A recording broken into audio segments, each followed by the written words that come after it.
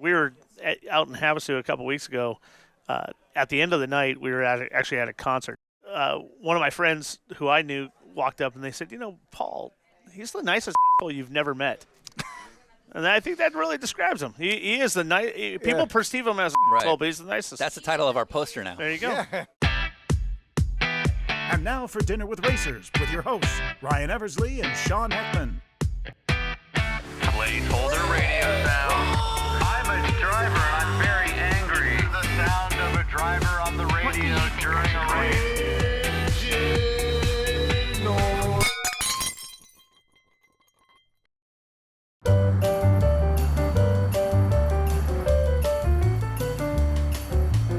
Number 9, Tony Kanaan, and at P46. Did you really win the 2002 Indy 500? Yes. Oh hell yeah! You gotta be hot in that My bunch is steaming. thing. Yeah. So would you say you're a Paul Tracy fan? I like to see Paul Tracy get himself in trouble. Can you describe Paul Tracy in one word? Who won the 2002 Indy 500? That's a debate, because Elio officially won. Paul Tracy says he always wins. Okay. Who won the 2002 Indy 500? Unfortunately, I don't think it was Paul.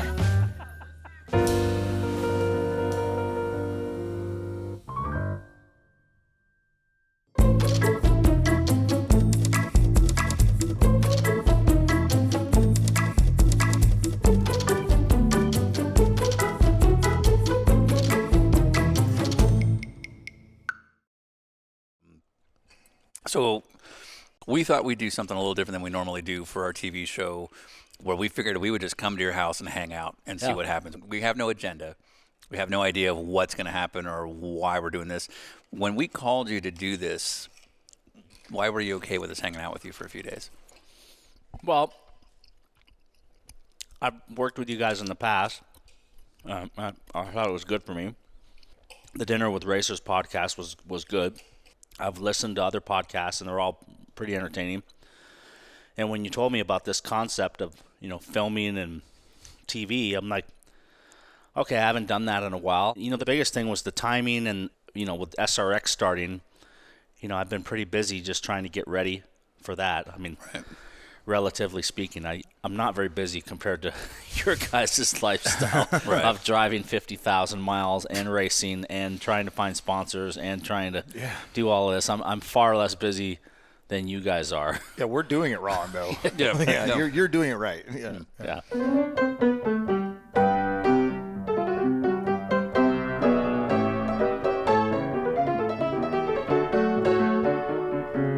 Okay, so obviously this house is just terrible. I don't know how you manage, but I know I don't see a lot of racing stuff. I see some trophies, but no big I love me room here. No, I don't have a specific room for just trophies. I have too many of them. That's the problem. I'd need a really big room. I get it. I totally get it.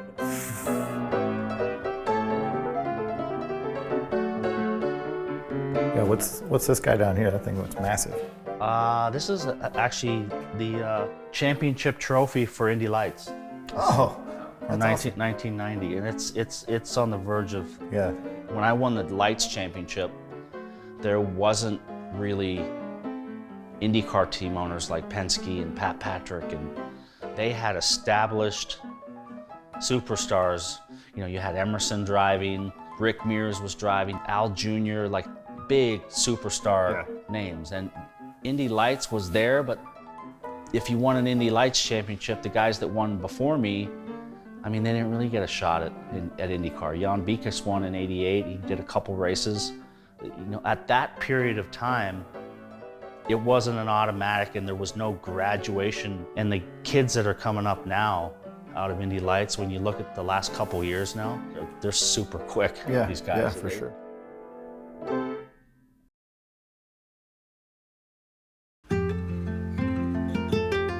All right, so walk me through what we got here. Well, that looks like a school picture. Yeah. Braces on the teeth, right?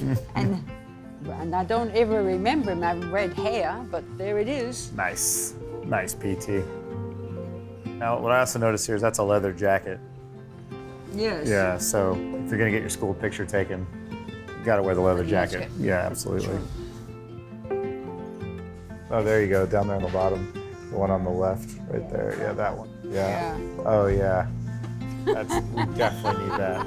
You have to email us that. That is fantastic. Look at the hair. I mean, yeah. And just like completely, just nothing going on. Like, I don't want to smile. So we are in Pickering, Ontario, Canada, and this is not far from where Paul grew up.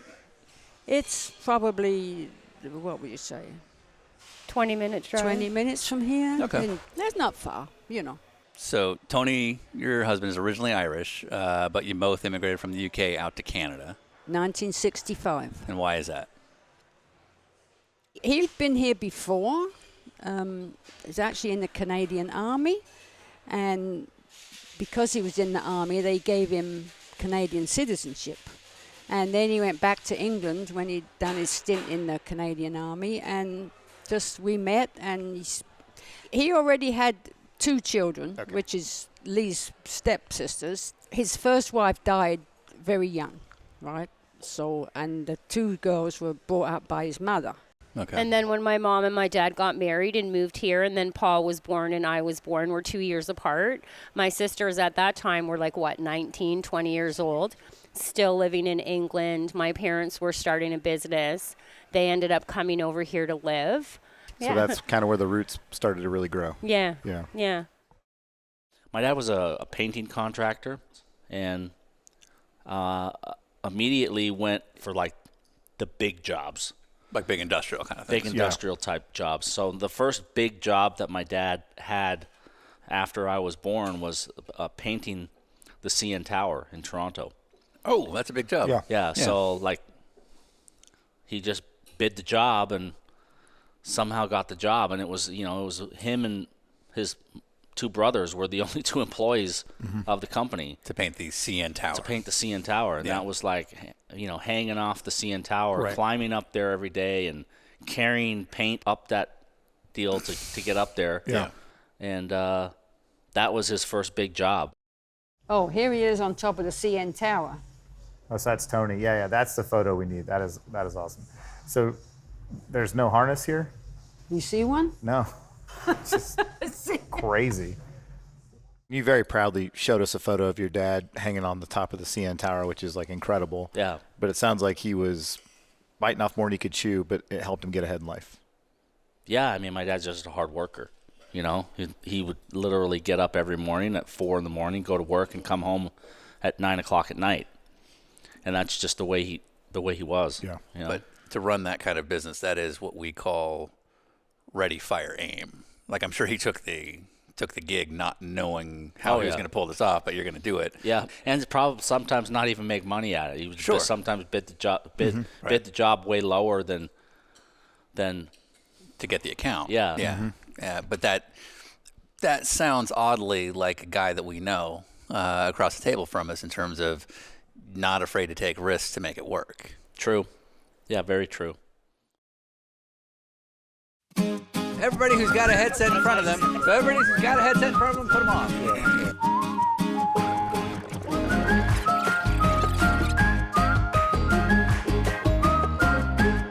So Joey. Yeah. What's he afraid of you telling us?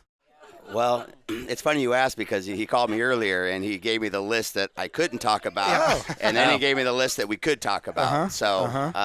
How much of the list of the things he doesn't want you to talk about, where you're like, oh, come on? PT's PT. I've known him for a long time. We've been through a lot. I really got nothing but a lot of good things to say about PT. What the f*** are we doing here, then? So he's out. It's funny when we were just a couple weeks ago, we're sitting at the W, and you're saying, you're like, I think I'm a really nice guy. But when but you literally read out, you go, but when I put that helmet on, I'm like a different person. Yeah. It's absolutely true. We were talking about this probably a month or 2 ago about competitive edge, and the guy, as soon as you get in front of him in anything, he's going to try to get past you. Where's that come from in your family? My dad. Yeah. When I started racing go-karts, it's kind of a story. Like I was racing in this kart club at Whitby Kartways, which was about 30 minutes from where we lived. So Whitby Kart Club was like the big kart club where there was a lot of junior level drivers there, and it was huge. There was like literally there'd be hundreds of kids in the junior class, and I was one of the top guys there. And the owner of the track was a guy named Tom Clark. I was going head to head with the owner's son, and like every time I was in the lead of a race, meatball flag would come out. Like 3 laps to go, I get the black flag. The meatball flag is like it's a black flag with an orange dot on it, and that means something's falling off your go-kart. You need to come in the pits, right? So and what was falling off was lap times. Nothing. Nothing was falling off my cart, but I was beating the track owner's son. Yeah. So 4 weekends in a row, this happened. Yeah. You know, you're coming down, we're back and forth, and I'm leading the race with 2 or 3 to go. Meatball flag. So after like the 4th weekend, my dad goes, "Listen, if that f***ing guy gives you the meatball flag, just keep going." Right? All right. So we're racing. I'm leading the race with a couple to go. Meatball flag. So I come around and I see my dad running out to the flagman across the track. He's like, my dad's like going across the track, right? So I come around the next lap, and the next thing I see is the flagman's on all fours crawling away, and my dad's booting him in the ass. And you're how old? I was only, at that time I was 12. Yeah. Right? Yeah. Good. Yeah. Good. So needless to say, we got kicked out of that kart club. Yeah. And we weren't allowed to race there anymore. So the guy didn't like that. Yeah. Weird. Wasn't a fan. Yeah. So now what are we going to do? Where are we going to race? So there was another kart club that was equal distance from our house. It was called Goodwood Kartways, and that's where we had to go racing there. But that was more of a had to. That was no 4-cycle racing and no junior class. It was all adults, men, like senior class. So we show up there the first weekend. My dad gets a new kart, new motor, and we show up there, and like it's my first race, and I'm like I was only 12 or 13 at the time. My dad said, you know, look, let him race in the senior class. We got kicked out over here when there's nowhere for us to race. We got kicked out. And the guy was okay with it, but everybody else was 16 and over. And the guy to beat at this track was a guy named Crazy Tony Lowney was his name. This guy was like 25 years old at the time, and he was like a bricklayer, right? And he was like he's a man. He's a man, right? And he was the fastest dude at the track. He was an Italian dude. He was already half bald, and he had a mustache and a beard. And I'm 12 or 13. And I said to my dad, I said, "How am I going to beat this guy? This guy's like, he's a guy. He's a man. Yeah, I'm a child." And my dad said, he's a man. Yeah. My dad says, "Listen, he's got a wife and he's got kids and he's got a mortgage. If you go into the first corner side by side with him, right, he's going to lift because he's got bills to pay." Yeah, he can't be injured. He won't be able to go to work.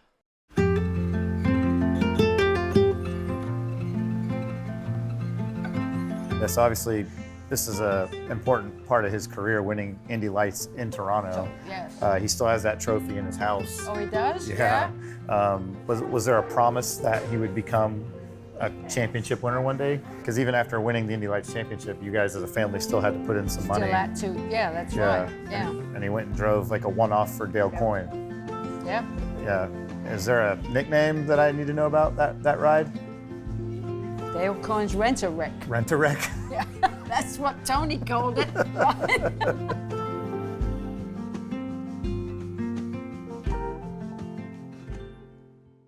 You do your IndyCar test for True Sports, and you're under the impression you have to be up to speed in 5 laps.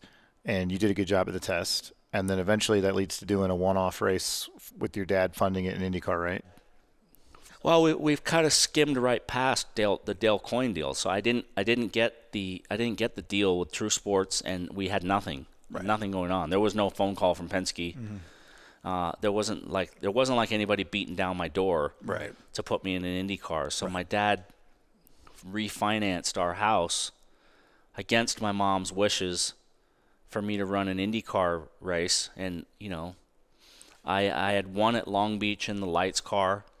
My dad decided that was one of the most prestigious races to be in, you know, one of the biggest street races. So my dad did a deal with Dale for me to drive his car. We paid like $100,000 or something to run the car, and you know, it was a year-old car. It was this was in 91, and Dale Coyne at that time was very much the Dale Coyne of IndyCar. Yeah, I think Dale was at that time trying to improve. It was 1991 when I did the race, and I was in a 1990 Lola with a Cosworth that he had bought. I think he bought the car from Foyt. So I mean, it was a proper car, and you know, he was still a small team with only a few guys. Yeah. And your dad can't fund a season of IndyCar racing for you, but he recognizes that my kid's a month away from irrelevance. Yeah. And so we've got to put you in something to remind people that you exist. Yeah. And so literally for one race in Long Beach in a year-old car in a team that didn't have the reputation for running top results, they say we're just going to put it all on black, and they. That's exactly. I was just going to say the same thing. It's like walking up to the roulette wheel and putting $100,000 on black and spin it and drop the ball. Yeah. Maybe if we finish good, we can make some prize money and impress somebody and have enough money to go to the next race. Yeah.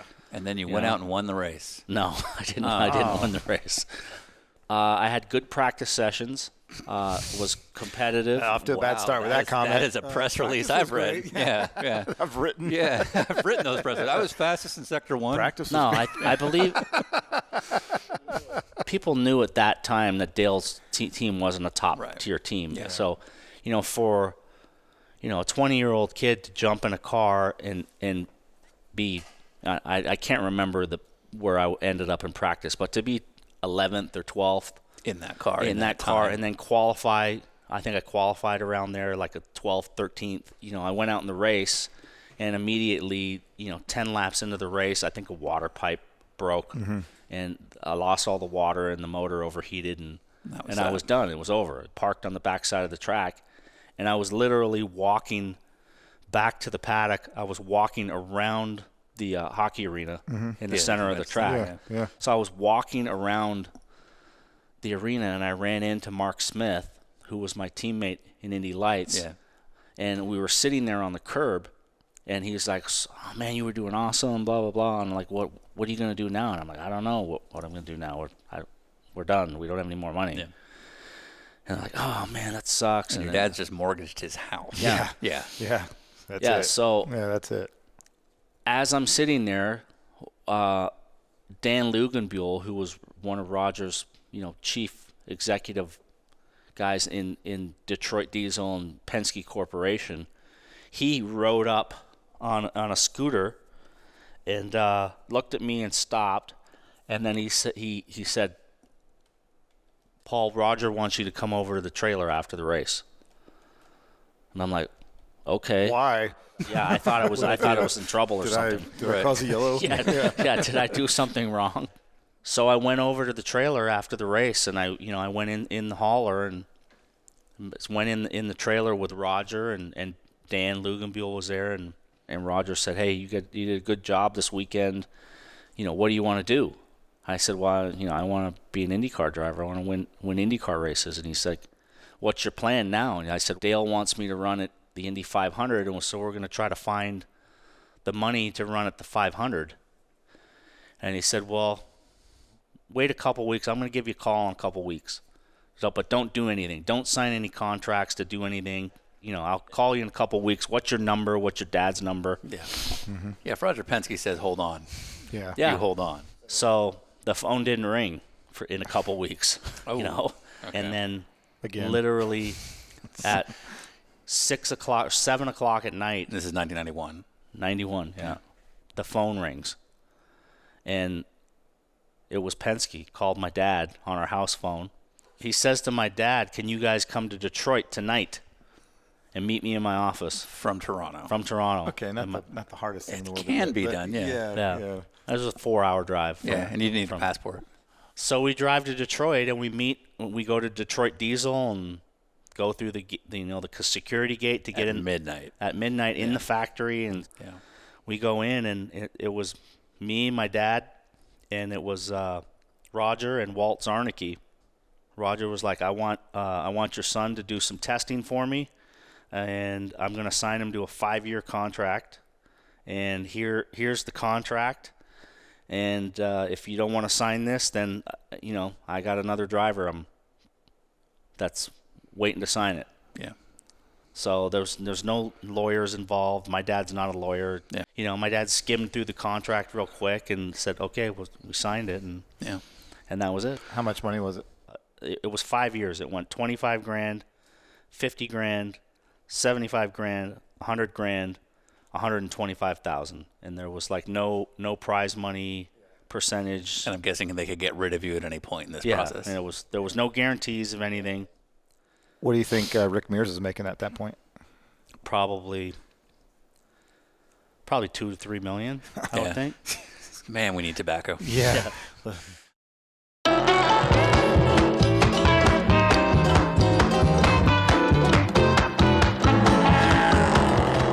How often do you come out here? I'm out here. I try to come once a week. Oh, nice. To drive and actually get some laps? Yeah. So having this investment, is this something that you're setting up for life after racing, or is this just a fun thing to kind of knock the rust off? For me, it's more of a fun thing. It's allowed me to be able to get my adrenaline fix. For me, it's purely driving. I don't do any setup on my car. The way I got the car is the way I've had it. I don't adjust the shocks. I don't adjust the toe. I don't adjust the ride height. I just drive it. And I figure out if it's not handling, I figure out ways around, I'm not so much into tinkering with the car, whereas a lot of drivers really think that the only way to go faster is by changing stuff. And I've always been one, if the car's pretty decent, I can adjust my driving style to make things work. All right, sweet. I'm gonna hit some more laps. Let's go break a track record. I said we did this.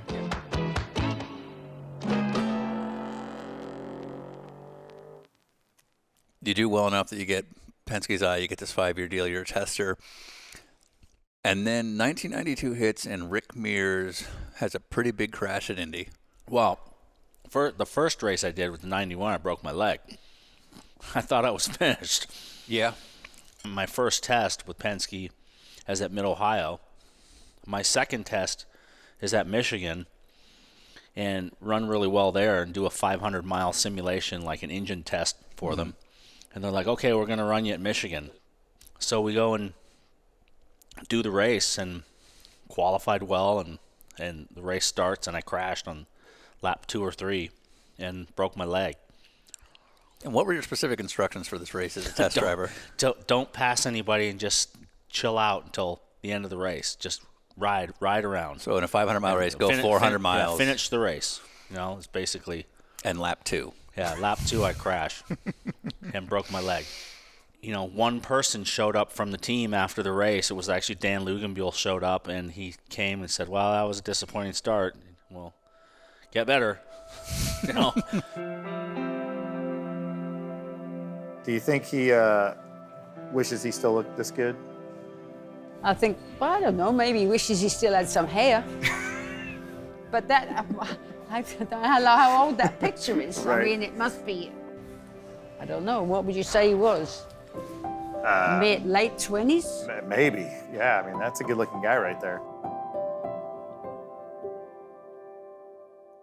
How many times did your career end? Lots. The first few years, yeah. Lots, because I had the press was particularly tough on me. Remember that mattered?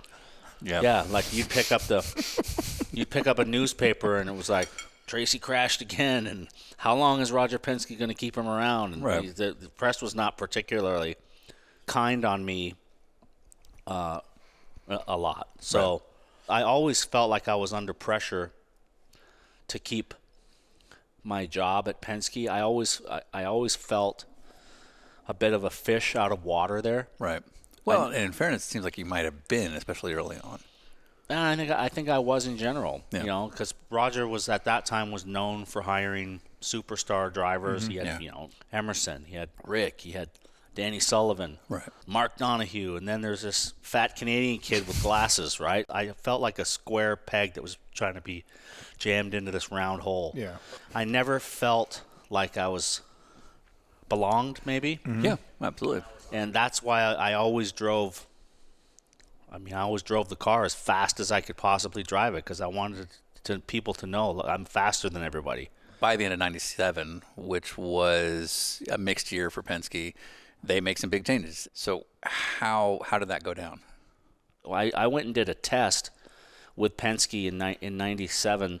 We went to this track in Michigan called Gingerman Raceway, and we went and ran there, and I ran for a couple days with the Penske, and a truck showed up on the second day with a brand new Reynard rolled out of it, and they told me, okay, lunch break, we're gonna pour a seat in this car, and then you're gonna try that car.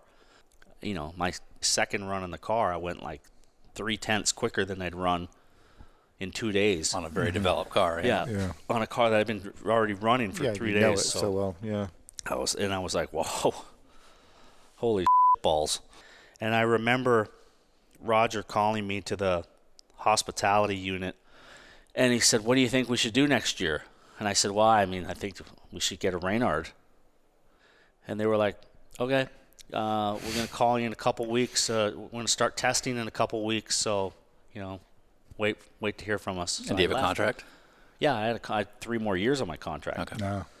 And in a couple weeks, I got a phone call from my manager, and he said, "Hey, Roger wants us to come to San Diego and meet up and have lunch and with some sponsors." But he says, It seemed kind of weird to me. Something didn't sound right to me on the phone. So they want you to fly over here right now. And I was living here in Phoenix. So I flew from here to San Diego on the next flight on Southwest, and literally walked in this hotel and went up to a room, a suite, and got my walking papers from one of Penske's attorneys. And that was that. I was out. Roger wasn't there. Nope, he wasn't there. We're committed to our chassis and our sponsors, Goodyear, and right. And you said we should have a Reynard, and you should go look for that. You're a square peg. You should go with a square hole. Yeah. Yeah. How quickly do you get in touch with the next team? The first team I actually called was Forsyth to try to get it, because he had actually approached me about wanting to drive for him. I remember it. I called him up, and he answered the phone. I'm like, "Hey Jerry, I'm you still interested in me driving for you? I'm available." And he's like, "I just signed Carpentier 2 days ago. I'm sorry." Sorry. Yeah. I'm sorry. So the next phone call was to Team Green, and was to Barry Green, and they only had a 1-car program. And he said, "Well, let me make some calls, and let me call Honda, and let me call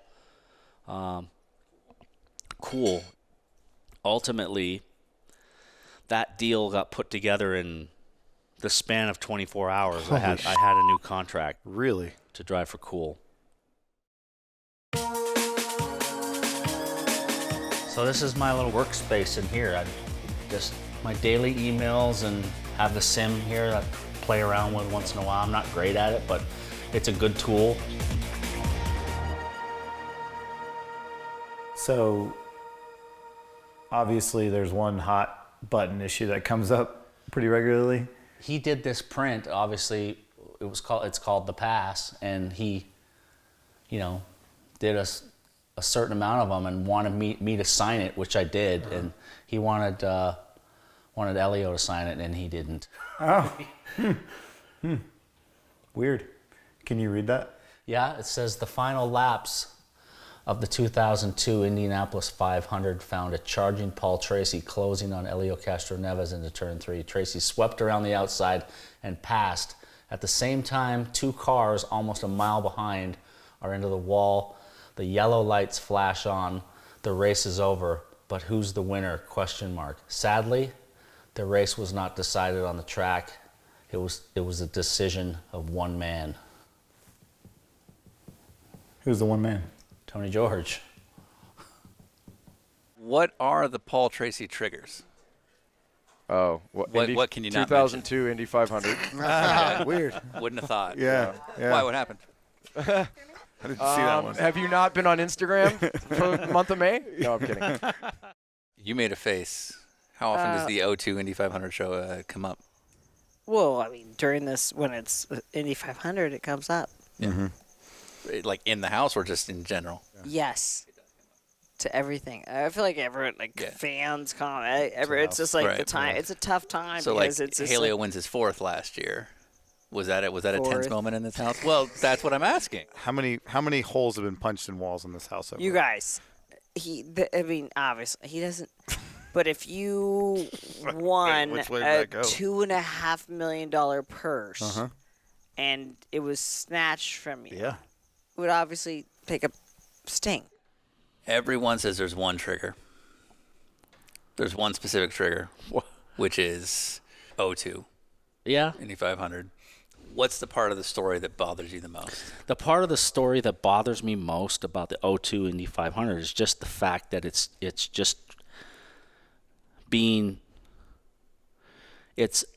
actively being hidden from the public eye.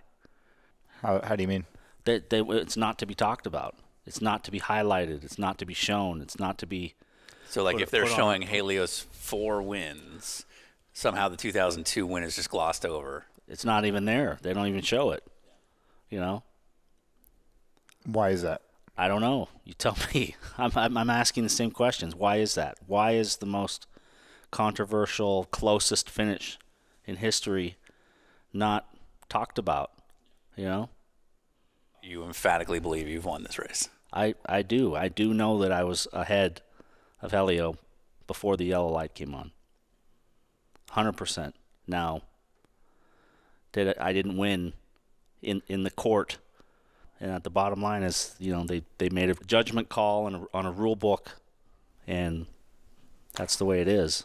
Will it ever change? No, I don't think it'll ever change. But I know what it was like to win the Indy 500.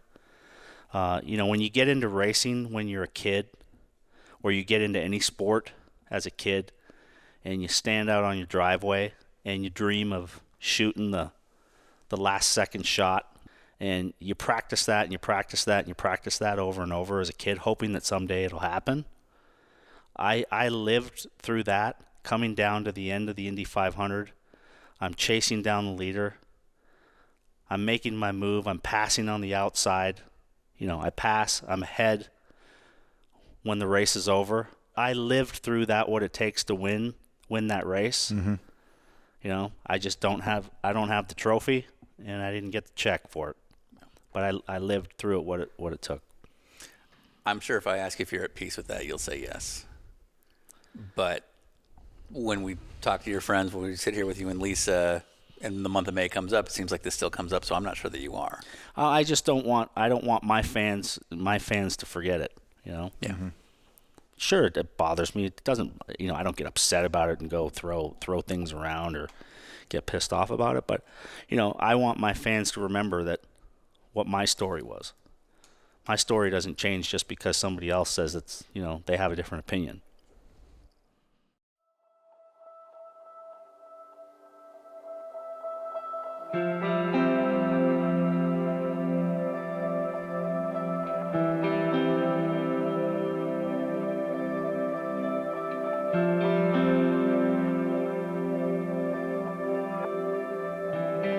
There's a very famous photo of you and Paul sort of celebrating that, finally got that championship moment. How was that year for you? Oh, that was a great year, 2003. He won how many races? 100. 6? No, 100. A lot, quite a lot, yeah. Yeah, it was good. Did it mean anything that he'd finally done this one thing that was always kind of eluding him, that he wasn't a championship guy? I remember him winning in Toronto that year. And it was like, the first time he won the race in Toronto was 93. Then the next time he won it was 2003. Yeah. So it was like a So 10 next year. year- Yeah, right. Here we go. Yeah. So the cool program and Team Green has its run for you, and that goes for basically the second half of your champ car career until that team decides it's over. Yeah. And they now want to participate in the rival series. And I never got the full story. Were you not part of that transition, or did you choose not to be? I chose not to be. Okay. After the 02 Indy 500, when they decided that the team was going to leave kart and go into the IRL and race ovals and high bank ovals full time, and now there's going to be no more Long Beach, there's going to be no more Toronto, no more Vancouver, all the tracks that I loved to race at. And they're like, we want you to come race the 7-Eleven car, right? In the IRL in Kansas. After what happened at the Indy 500, I'm like, no, I'm not doing that. No way. Wasn't that was when you came up with the crap wagon? Those cars were crappy. They were horrible cars back then. Yeah, that became like a whole thing. There was like a website and shirts and. That then leads to your time with Forsyth, who was kind of one of the last major players in Champ Car through Champ Car's kind of closing years. In my head, and I don't know if this is true, these had to be some of the more fun years for you in terms of like you're now by far one of the biggest, if not the biggest personality of the series. You're with, one of the top one or two teams. Much of the eyes were on you throughout those last few years. And at that time, I finally felt like I was the team leader of the team. I wasn't this square peg trying to be changed into a different shape to fit a mold of what they wanted. You were a maple peg in a maple hole. I knew that the sponsor loved me and wanted me. Forsyth believed in me. He said to me, who do you want as your engineer? Who do you want as your crew chief? I'll hire anybody you want. So everybody's pulling in the same direction that I want to pull in, right? They're not telling me, no, you need to do this. Yeah. No, we want you to do this. No, you're not going to say that. This is the prepared statement, right? Now you're going to wear a luchador mask. They let me be myself and let me have fun and let me do things the way I wanted to do it, and I thrived in that environment. Mm-hmm. And it was also at a time where maybe Champ Car was very much struggling, and so you seemed to be the one person invested in the PR side of it. Yeah. I was winning races and I was making lots of money and I was having fun and wasn't afraid of making enemies, and that was probably the highlight of my career was those years at Forsyth in 03, 4, 5, 6. Basically, IRL and Champ Car merge, but it's more like an IRL kind of takes it all over. Takeover, yeah. And a hostile takeover is what it was. But Forsyth just didn't want anything to do with this, and this effectively kind of closes the majority of your career. It did, yeah. I mean, it basically kind of ended my full-time career because I never raced full-time again. Yeah.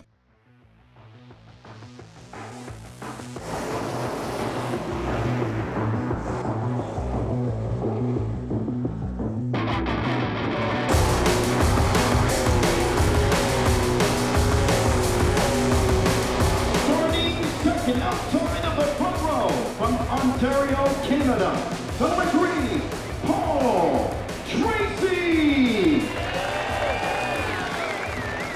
It's going to be tire management. What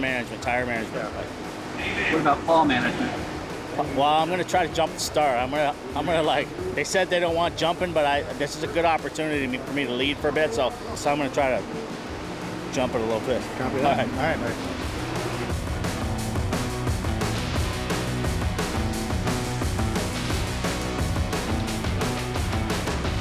Julie mentioned the afternoon nap. How non-negotiable is this afternoon nap? I feel like you have to ask the guys or Lisa. No joke. Last week, Paul and I were on the phone, and we're having a conversation about some stuff going on. Yeah, it was because Lisa was there. It was a deep conversation, and he goes, "It's nap time. I'll talk to you later." Hangs up the phone. That was it. That was it. So you really do set your whole day up to be done by 1 so that you can sleep through the hardest part of the day.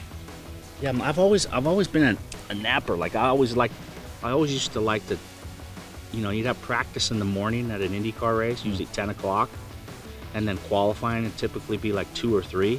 I would always I could shut the batteries off and I can literally fall asleep. And Townsend one time told me he clocked me.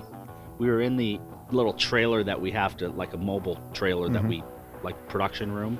And there was always a little side room to the production room. And I would like clear everything off the table, and I would lay on top of the table and put somebody's backpack under my head, and after we'd have our production meeting, before we'd have qualifying or before the race, I'd literally have a nap, and he timed me one time. He said it took me 43 seconds to start snoring. We are obsessed with Paul's intake of Diet Coke. Oh, yeah. I keep telling him he shouldn't be drinking that stuff. What would you say the daily intake is, cans of Diet Coke? I've probably, I don't know, 3 or 4 cans. Oh, wow. No, we heard that many. So bad. No, we heard way more than that. He does leave empty Coke cans. Empty or half drinking? Oh no, it's like a sip, whatever. You crunch it and it's done. Yeah, okay. But it's just always on the counter. Okay, you came out after the workout, had your fresh DC right there, got the Diet Coke, and then you drank that, and then we made it to the shop, and then you had another fresh DC ready to go when we got there. And so we asked some of your friends maybe, how many Diet Cokes are we talking in a day? What do you think the number was? We'll let Lisa go first. Ooh. I've actually cut way back. 6. Okay. I don't know. What do you think it is, Paul? I don't know. I don't count. We're on a road trip.